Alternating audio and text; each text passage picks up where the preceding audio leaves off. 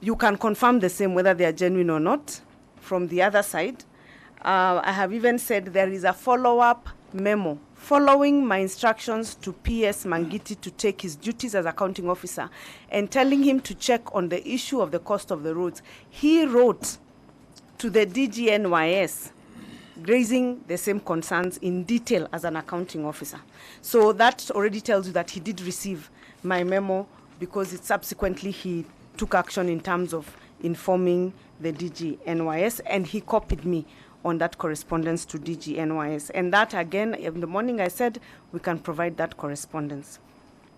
Good. The other set of questions was from Honorable Bosire on the issue of the parallel team. I did not establish a parallel team. I'll be very clear. I did not establish a parallel team. When we came in as ministers, we got, you know how big our ministry was, we got certain advisors. It's normal to have advisors. There's no office of the minister without an advisor. And we have a team of those advisors. And those advisors, even today, were left with the ministers who took over from us.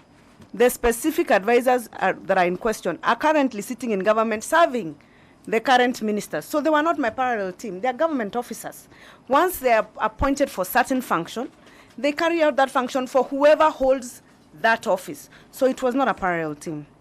And the issue of a consulting house, it's normal for institutions to hire consulting firms to do work. And I don't think that is really a big issue, especially in terms of checking the terms of reference. It's not unique to the Ministry of Devolution and Planning. If you go through the consulting list of government, if you just go to the IFMIS and go under consultancies and check and print out all consultancies within government, you find there are very many. And every ministry has various contractual obligations with various consultants. And so they did not take over government. They usually come to supplement that which the government cannot do by itself. And we were restructuring, I'll repeat, we were restructuring the National Youth Service. I think this story keeps getting lost. But I know some of you sitting here are beneficiaries of the revamped National Youth Service that implemented 5-point plan, in the sense that you have cohorts who are recruited in your constituencies to serve certain capacities in government projects. And you understand that it's in that restructuring, because of the change that the NYS was going through from 4,000 to 20,000 a year increase, from 0 cohorts to 80 to 100,000, you will need additional capacity to help you transition.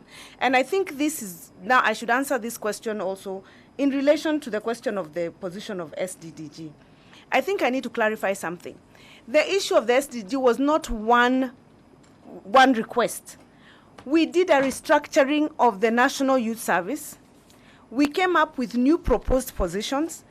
And then you come with a staff establishment and then ask Public Service Commission, please approve for us, based on what we want to do now since we have changed the institution, these posts and positions. And in one of those was that SDDG. And they said, no, don't call it SDDG. You have SDG or whatever it is they called it, and then said 7 substantial, whatever it is we're arguing in the morning. So the issue is that the restructuring was in the context of the revamped National Youth Service to implement the 5-point plan. So it wasn't about one individual. There was not going to be one position of SDDG. There were going to be 3 positions. What was rejected was the individual sitting, and they said, don't call this position SDDG, call it this according to these structures, and have level 1 and level 2.